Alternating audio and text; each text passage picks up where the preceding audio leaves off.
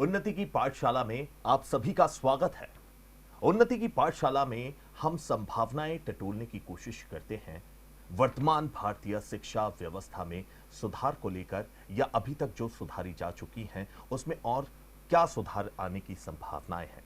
और इसी को लेकर हम हर वीक आपको एक एक्सपर्ट से मिलवाते हैं जो आपके कहीं ना कहीं कुछ डाउट्स क्लियर करने में आप लोगों की भी मदद करते हैं, आपके बच्चों का, आपके लाडलों का भविष्य संवारने में मदद करते हैं।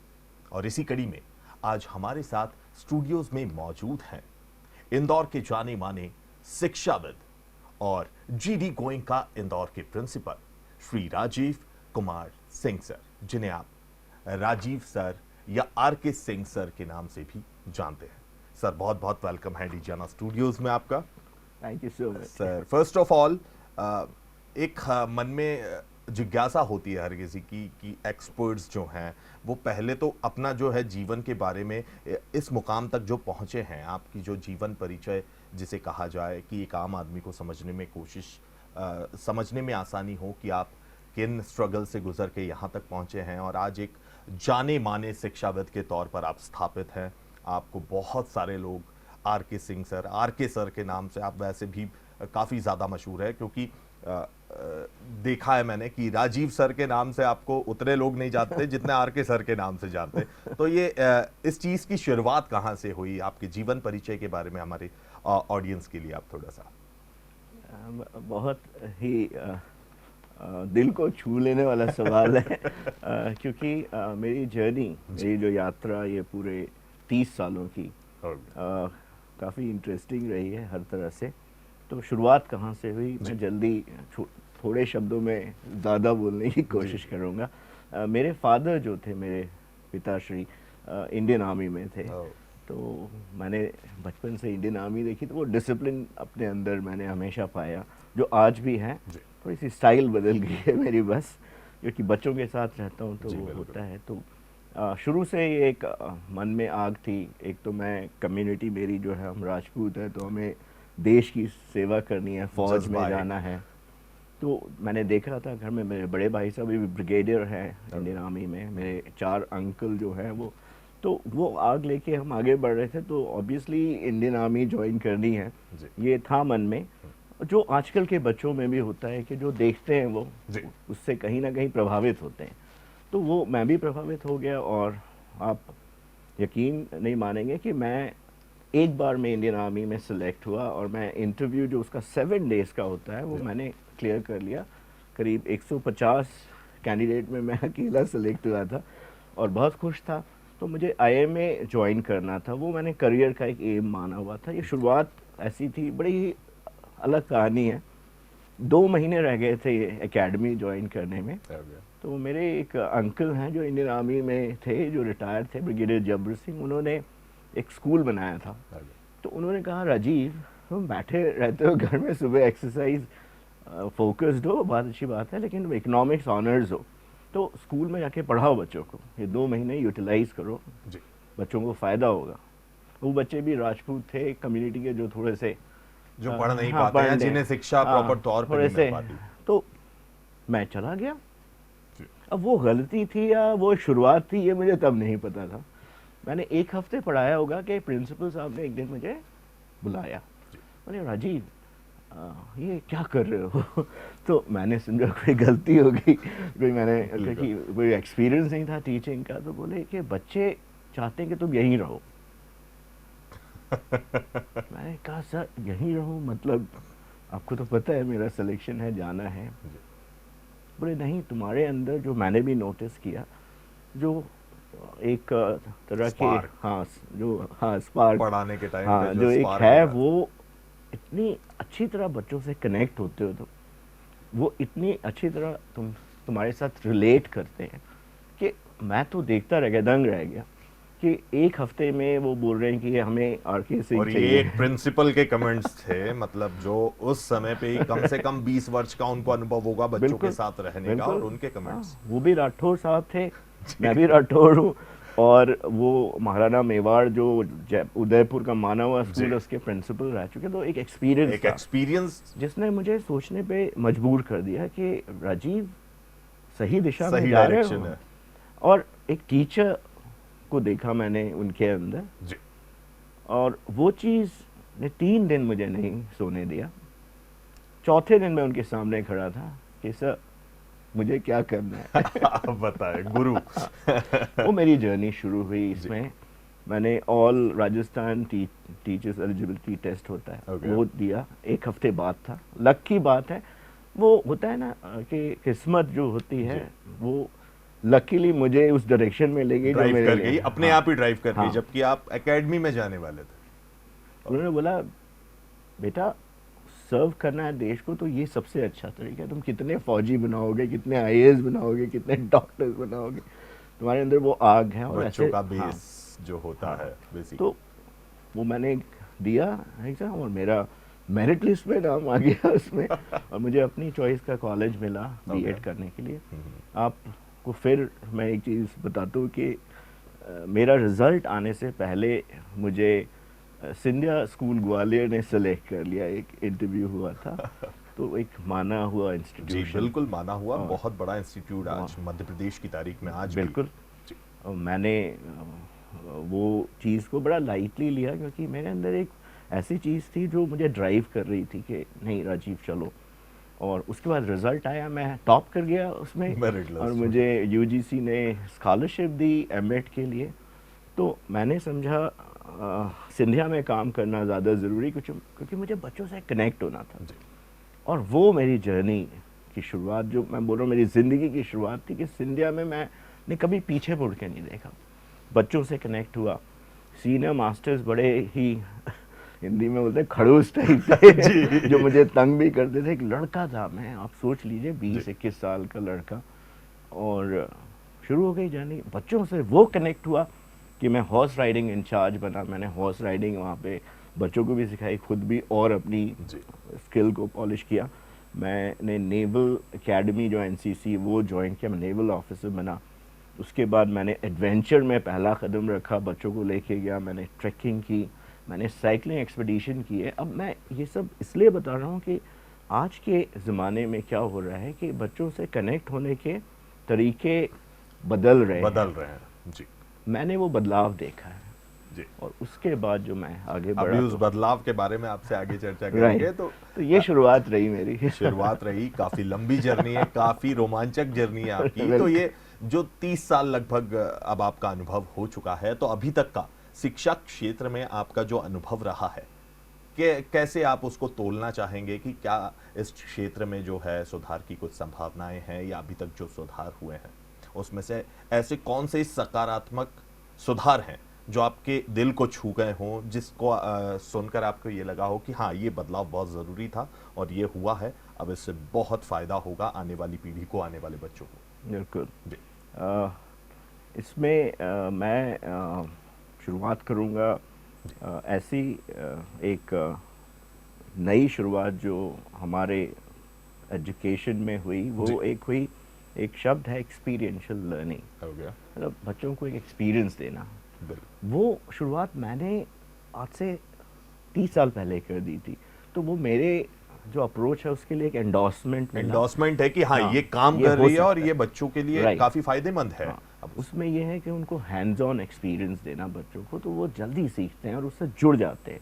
ये अभी आपने देखा NEP 2020 में ये चीज़ पे बहुत ध्यान दिया गया है, बहुत फोकस किया गया। मेरी जर्नी जो थी, एक CBSE स्कूल जो सिंधिया जो माना हुआ इंस्टीट्यूशन है, जिसमें कि एक्सपीरियंशियल लर्निंग पर काफ़ी जोर है कि बच्चा अगर हॉर्स राइडिंग सीख रहा है तो उसके साथ उसको कई और स्किल्स मिल रही हैं। बच्चे को फॉलो अप उसी फील्ड में करवाया जाता है जिसमें उसकी स्किल डेवलप और होने के चांसेस हों। एब्सोल्युटली।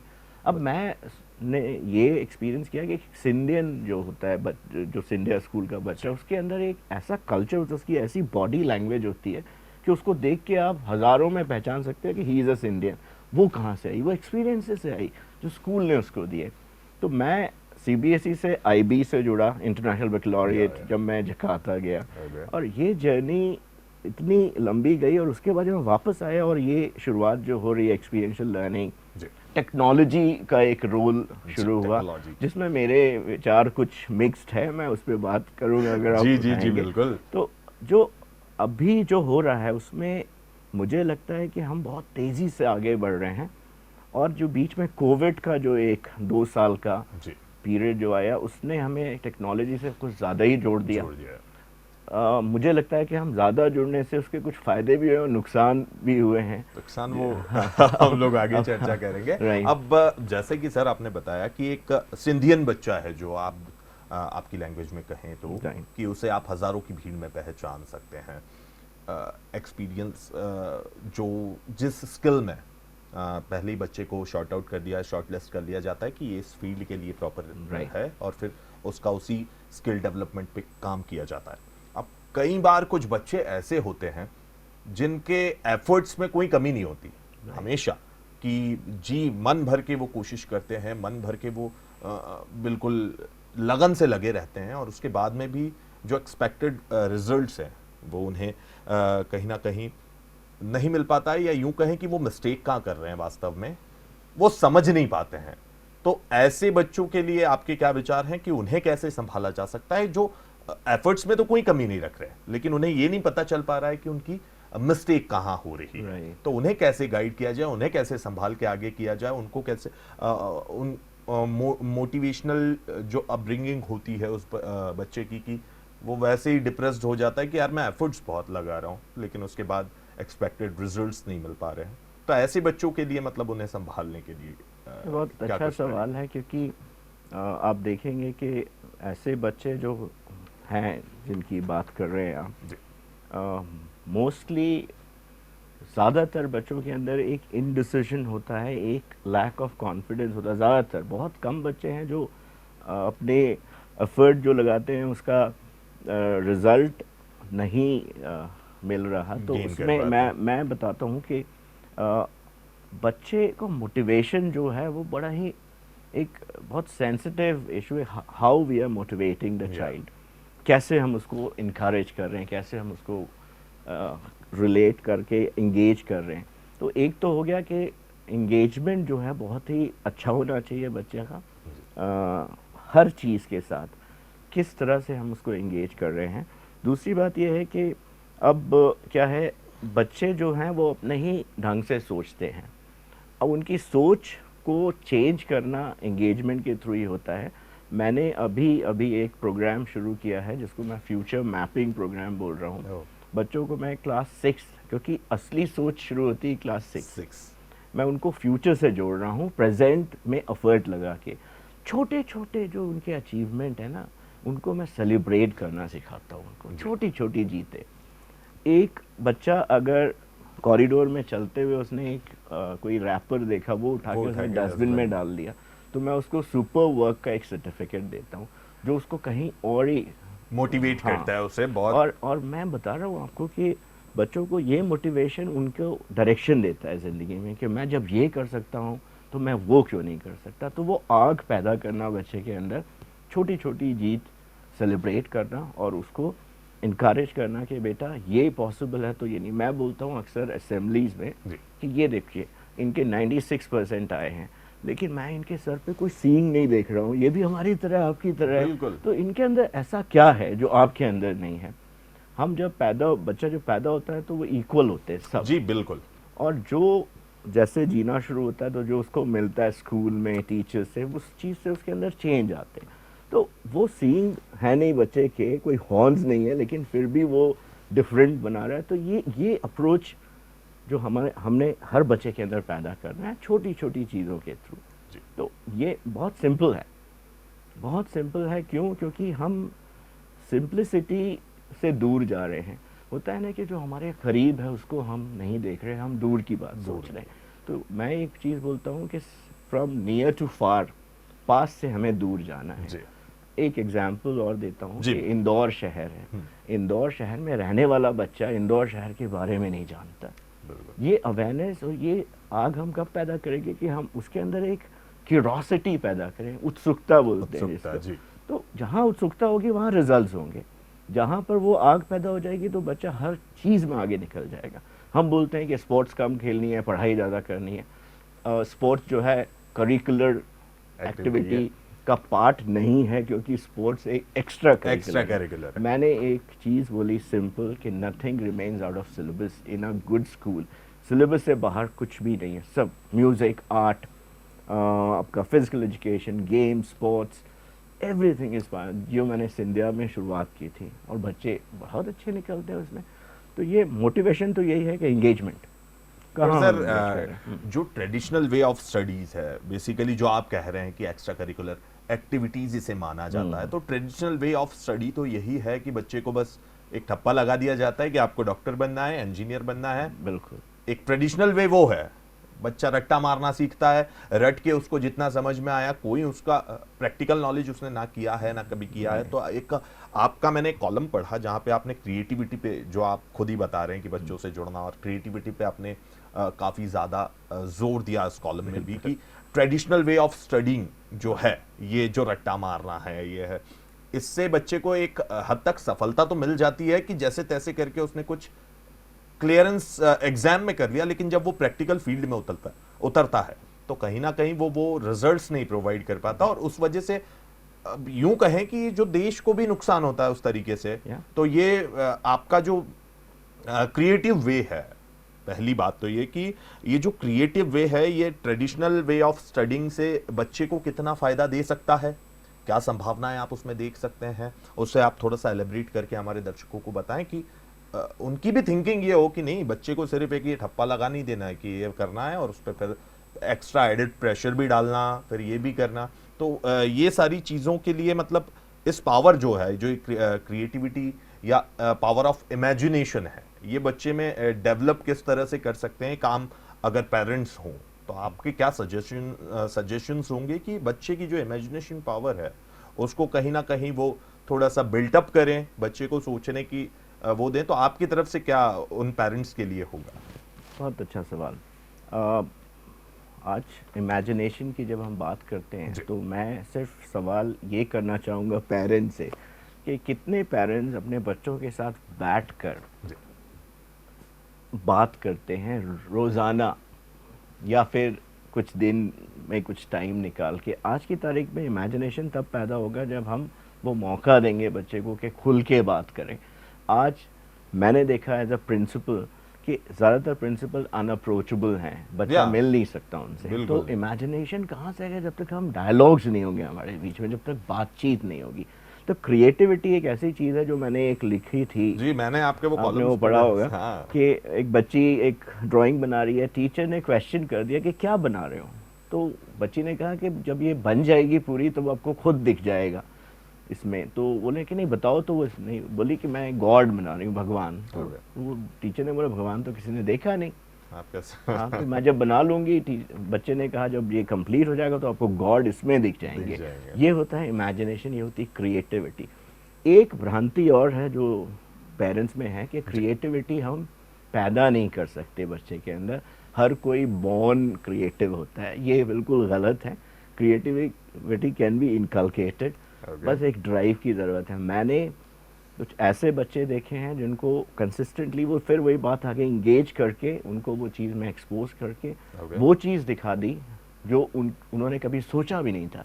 एक बात हो गई कि लिखना एज एन ऑथर, कुछ बच्चे हैं जो सोचते हैं कि मैं लिख तो सकता ही नहीं, बस एग्ज़ाम में लिख लेता तो उनको मैंने राइटर क्लब का मेंबर बना के राइटिंग की स्किल दे दी और उनका इमेजिनेशन, फिर से वही बात आ गई, इमेजिनेशन इतना बढ़ा दिया। तो इसमें क्रिएटिव होने का मतलब है कितना एक्सपोजर दिया हमने बच्चों को, कितना स्कोप दिया, कितनी छूट दी। आज की तारीख में पेरेंट और टीचर्स कई दफ़ा ये बोल देते हैं बच्चों को कि अच्छा आप एक लिमिट से ज़्यादा बोल रहे हो, या फिर कोई सवाल उठाया बच्चे ने कि madam I have a question, तो अच्छा बाद में, अभी मैं ये एक्सप्लेन कर रहा हूँ या कर रही हूँ। दूसरा, अगर बच्चे ने कुछ ऐसा सवाल उठा दिया जो कॉन्टेक्स्ट से बाहर है तो बोला कि क्यों रेंज में ही आपको। हाँ, ये नहीं करते कि एक पार्किंग लॉट बना दे, उसमें वो सवाल को पार्क कर दे और फिर से कभी क्योंकि सवालों का तो भंडार है। मैं एक एग्जांपल और देता हूँ कि मैं अगर कोई टॉपिक पढ़ाता हूँ किसी बच्चे को तो सबसे पहला काम मैं ये करता हूँ कि उसकी प्लानिंग मैं बच्चों से शुरुआत करवाता हूँ। आज की तारीख में मैं लिख के देता हूँ आपको, इंडिया में कोई ऐसा टीचर नहीं है जो अपना लेसन प्लान अपनी सोच के बाहर बच्चों जाके से, बैठे। हाँ, क्योंकि बच्चे का कोई रोल नहीं है उसमें और वो बच्चे के लिए है।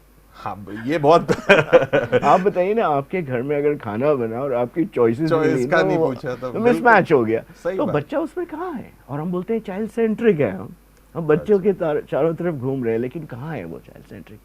मैं इसमें थोड़ा सा बहुत रेवोल्यूशनरी हूँ। मेरे आइडियाज़ हो सकता है कि लोगों को लगे कि ये मगअप करना उन कोचिंग सेंटर्स का काम है, करवाना, जी जो जगह जगह चल रहे हैं, मैं बिल्कुल, नाम नहीं अभी लेना तो चाहूँगा, बिल्कुल। हाँ। पर स्कूल जो होता है, एक स्कूल एक अच्छे ह्यूमन बीइंग को बनाने के लिए होता है। वो कितनी क्या जॉब करेगा, कितने पैसे कमाएगा, वो तो बात की बात है। है। कितने लोगों को वो खुशी दे पाएगा, कितने, और वो कितना खुद खुश रहेगा। सही बात है। आपने देखा होगा कि अच्छे से अच्छे इंजीनियर, जो doctors, successful, lot of money, पर खुशी नहीं है और खुशी दे नहीं पा रहे। हाईली डिप्रेस्ड होते हैं, डिप्रेशन, ज्यादातर देखा जाता है। स्ट्रेसफुलनेस है। मैंने कपिल देव साहब का एक देखा था इंटरव्यू, तो उन्होंने बोला मैं एक स्कूल में गया, तो वहाँ पर मैं पूछा बच्चे कैसे हो, खुश तो हो? तो बोले कि नहीं साहब, हम बहुत प्रेशर में हैं। सही बात तो है। बोले कि आप भी प्रेशर में हो? तो बोले हाँ, प्रेशर है, बहुत सारे एक्सपेक्टेशन हैं, पेरेंट्स के हैं, टीचर्स के हैं कि ये करो।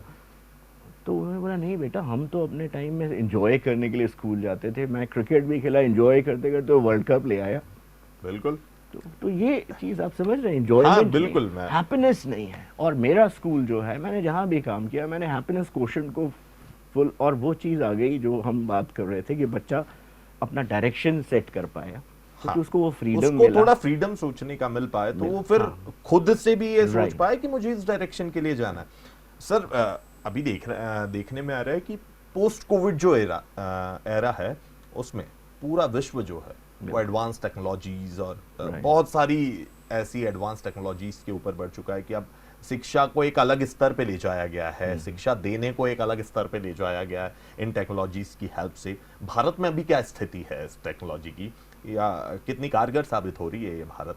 एक्चुअली जो आप प्रॉज एंड कॉन्स की बात कर रहे थे पहले, तो वो मैं ले आया आप सब। हम इंदौर में या नॉर्थ इंडिया में देखें तो हम अप्रैल में फिजिकल स्कूल वापस लाए आफ्टर कोविड, पोस्ट कोविड। अब कोविड के टाइम में तो technology was a player, and we have start thinking कि ये technology is a future and future is here. तो वो चीज़ वहाँ शुरुआत हुई, वो वक्त की एक डिमांड थी।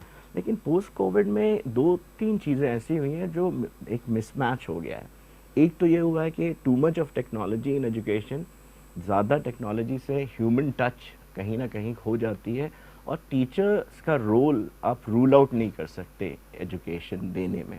तो वो चीज़ मिसिंग हो रही है, और वो चीज़ में ऐसा मिसमैच हुआ है कि बच्चे इतना ज़्यादा जुड़ गए हैं टेक्नोलॉजी से कि वो सोचते हैं कि हम तो घर में जाके गूगल करके सारे असाइनमेंट्स कर लेंगे, या फिर वो पढ़ाई करते वक्त नोट्स नहीं लेते, होमवर्क करने में उनको तकलीफ़ है, लिखने की आदत चली जा रही है, पढ़ने की आदत चली जा रही है, क्योंकि आजकल तो रीडिंग ऐप्स हैं, आपको रीड करके सुना देंगे। तो मुझे लगता है टेक्नोलॉजी इन इंडिया, खासकर जहाँ पे हमारे पास ऐसे भी स्कूल हैं जहाँ पर कुछ भी नहीं है, ऐसे स्कूल हैं जहाँ पे टेक्नोलॉजी के नाम पर एक ब्लैक बोर्ड है और चौक है, तो वहाँ पर क्या होगा? हमें तो पूरे इंडिया के लिए सोचना है, और इन बच्चों को भी एक सही रास्ता दिखाना है कि technology of course remains a player, पर अभी लर्निंग में एक अच्छे ह्यूमन बीइंग बनाने के लिए इनको ह्यूमन टच के साथ रखना है। अचानक हम वापस आए, रिजल्ट्स काफ़ी ख़राब हुए फर्स्ट टर्म में। क्यों?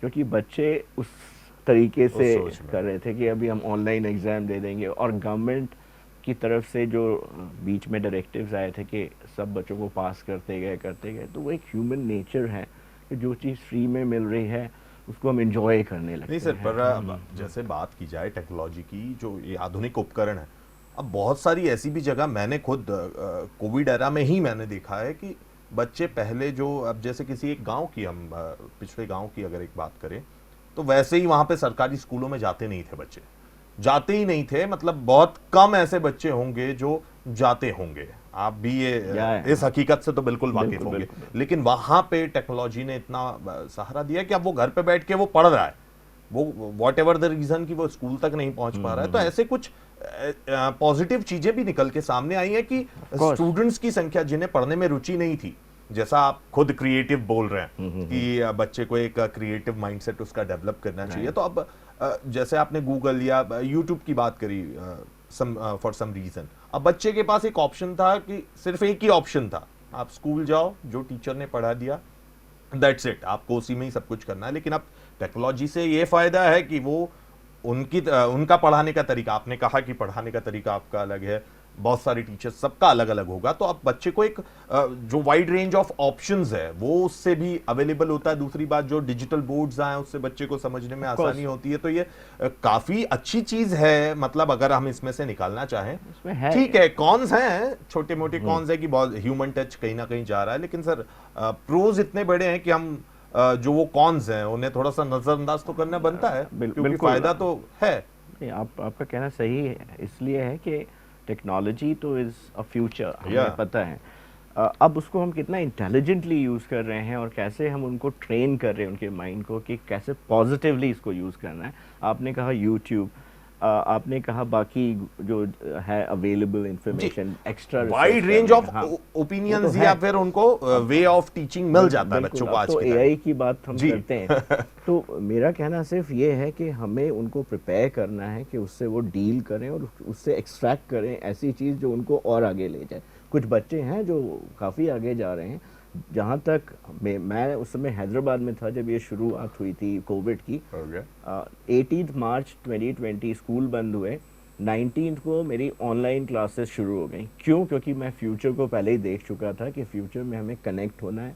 हमारे वर्चुअल क्लासरूम्स पूरे तैयार थे, हमारा गूगल क्लासरूम तैयार था, तो हमने शुरुआत कर दी। तो ये टेक्नोलॉजी इज़ अ फ्यूचर, उसके साथ हमें ह्यूमन टच को लेते हुए एक बहुत ही इंटेलिजेंट हाइब्रिड कॉम्बिनेशन ऐसा तैयार। तो आपके हिसाब से ये जो कॉम्बिनेशन है इसमें परसेंटेज क्या होना चाहिए कि टेक्नोलॉजी इतना परसेंट, ह्यूमन टच इतना परसेंट? तो ये एक ऐसा प्लेयर रहेगा हाइब्रिड सिस्टम जिसमें हमको टीचर्स और बच्चों दोनों को इंटेलिजेंटली इन्वॉल्व करके, एंगेज करके ये डिसाइड करना पड़ेगा कि कब हमारा परसेंटेज 75-25 होगा, कब हमारा 25-75 होगा, क्योंकि it is a need based. कुछ बच्चे हैं जो टेक्नोलॉजी से कम, ह्यूमन टच से ज़्यादा प्रभावित होते हैं, लेकिन उनको फिर कैसे हमने चेंज करना। तो मैं तो ये कहूँगा कि कॉम्बिनेशन ऑफ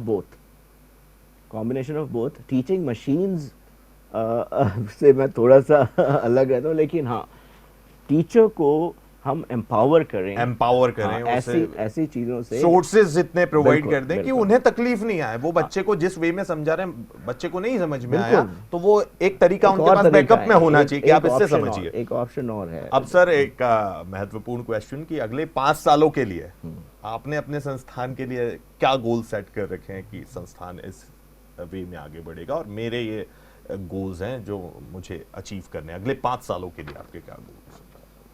बहुत ही फ्यूचरिस्टिक सवाल है जी बिल्कुल। अब आप जैसे शिक्षाविद तो बिल्कुल दूरदर्शी होते हैं। मेरा मानना ये है कि हर स्कूल एक ग्रोइंग स्कूल होता है जिसके अंदर ग्रोथ का बहुत स्कोप होता है।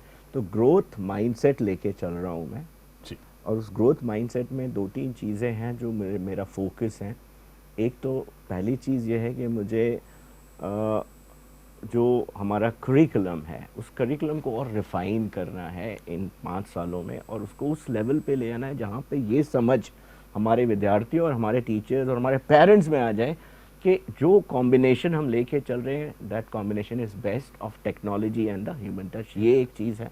दूसरी चीज़ है, हम चाहते हैं कि हम ऐसे बच्चे तैयार करें अपने स्कूल में जो हर सोसाइटी के हर लेयर में जाके उसको प्रभावित करें, और वो चीज़, क्योंकि मैं बोलता हूँ एक बच्चा गया तो वो 10 लोगों को प्रभावित करेगा, वो 10 लोग और 10 को करेंगे, तो ये रिपल इफेक्ट है। तो मेरा रिपल इफेक्ट जो है वो बहुत ही स्ट्रांग होना चाहिए। वर्ड ऑफ माउथ की ये इन्फ्लुएंस है GD गोयनका के बच्चों का। फ्यूचर मैपिंग प्रोग्राम मैंने आपको पहले ही बताया कि अभी जो 6th में है वो 5 साल में 12th पास करेगा, तो वो अपने आप में एक सक्षम डिसीजन मेकर होगा। तो decision making, 21st century skills को हमने स्ट्रांग बनाया। डिसीजन मेकिंग, उनका जो problem solving and critical thinking के हर चीज़ को क्रिटिकली सोचना है कि क्यों मैं कर रहा हूँ। चाहिए वो जो 5 वाइज होते हैं और एक हाउ होता है, वो एक चीज़ और ऐड करूँगा कि मुझे अपने स्कूल को स्पोर्ट्स में बहुत आगे लेके जाना है इस 5 सालों में, क्योंकि वो एक चीज़ है जो हमने रियलाइज़ किया कोविड में कि बच्चों के अंदर ओबेसिटी आ गई, बच्चों का फिजिकल फिटनेस लेवल कम हो गया। तो हमारे स्पोर्ट्स में achievement and fitness, these 2 things I will focus. ठीक है। तो कुल मिला के अच्छा करिकुलम, बहुत ही futuristic combination of all possible means, बच्चों को इम्पोर्टेंस, हैप्पीनेस ऊपर जाना, स्पोर्ट्स का अच्छा होना, फिटनेस बिल्कुल बहुत ज़रूरी है, मेंटल एंड फिजिकल बोथ, और टेक्नोलॉजी जो है वो तो एवर ग्रोइंग है, उसको राइट वे में इंडक्ट करना और अप्लाई करना।